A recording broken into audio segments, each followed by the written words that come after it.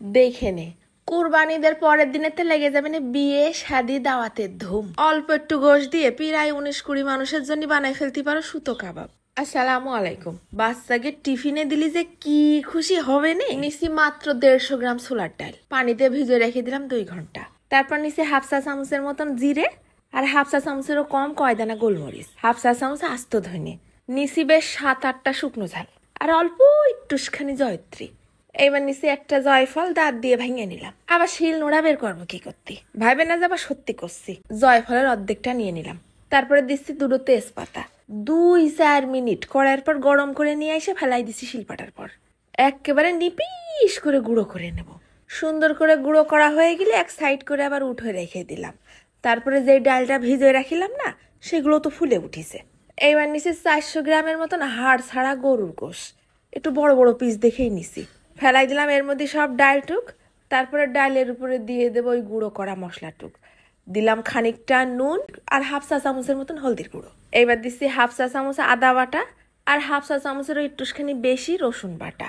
মুঠ খানিক পেঁয়াজ কুচিও দিয়ে দিছি। আবার স্বাদটা ভালো আসবে না, বেশি না, 1 টেবিল চামচের মতন সয়াবিন তেল দিয়ে ওই ডাইলে গোশে একসাথে হাত মাখা করে নেব। ঢাইলে দিলাম গিলাস খানিক পানি, এতেও কিন্তু হবে না, আর একটুখানি দেওয়া লাগবে। তারপরে সব একসাথে প্রেসার কুকারের মধ্যে নিয়ে নিয়ে আরো 1 গ্লাস পানি দিছি। এবার যাই চুলোর পাত্রে ইচ্ছা মতো বাসি দিয়ে নিয়ে আসি। দেখিছো, চামচ দিয়ে একটুখানি খুসা মারলেই হয়, একেবারে গোশত সব আলতো করে আলগা হয়ে যাচ্ছে। এইবার হাতের শক্তি প্রদর্শন করার জন্য নিয়ে নিছি একটা ডাল ঘুটনি। ঘুটে ঘুটে গোশের সাথে ডালের সাথে একেবারে হালুয়া বানাই ফেলবো। প্রেসার কুকারটা আবার উঠাই দিলাম চুলোর পর। একদম অল্প আঁচ দিয়ে চুলো জ্বালাই দিছি, আর উপর দিয়ে ঘুরতিছি। ডাল আর গোশটা আরো একটুখানি শুকোই যাক। যে এরকম আঠালো হয়ে গেছে, গোশের আঁশগুলোও সুতোর মতন বেরোয় গেছে, তখনই নামাই ফেললাম। দিয়ে দিলাম বেশ খানিকটা ধনেপাতা কুচি, আর একটা ডিম ভেঙে। ডিম দেওয়ার আগেই কিন্তু নুনটা চেক করে নিতে হবে না যে আরো নুন লাগবে কিনা। এবার সব সুন্দর করে চটকায় চটকায় মাখাই নেব। ডিম দেওয়াতে একটু নরম হয়ে গেছে, তাই দিয়ে নিলাম 1.5 টেবিল চামচ বেসন। আবার সুন্দর করে মাখাই নেব। এইবার যে কোনো সাইজ করে, লম্বা লম্বা, গোল গোল, চিকনা চিকনা, মোটা মোটা, যা তোমাদের খাতি মনে চাই সেইরকম করে বানিয়ে নিতে পারো। আমি একটু বেশ মোটা মোটা করে বানাইছি, তাও আমার 19 পিস হয়েছে। আর একটু রুগা পাতলা বানালি মনে হয় 50 পুরোই ফেলতে পারতাম।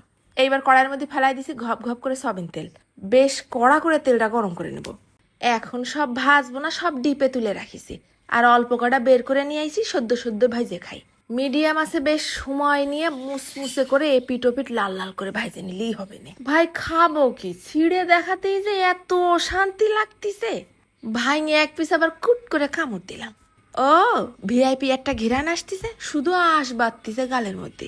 এখনই আমরা সব ভাগযোগ করে খাইয়ে ফেলবো, তো তাই ভাবলাম সবগুলোই ভাঙে দেখাই। মেহমানকে এরম করে বানাই দিবা, মেহমানও কনফিউজ হয়ে যাবে, কি এর মধ্যে সুতো নাকি। আর খাতি যে কি মজা, মুসমুস করতেছে, ভিতরটা একেবারে নরম, গোশের আসে ভর্তি।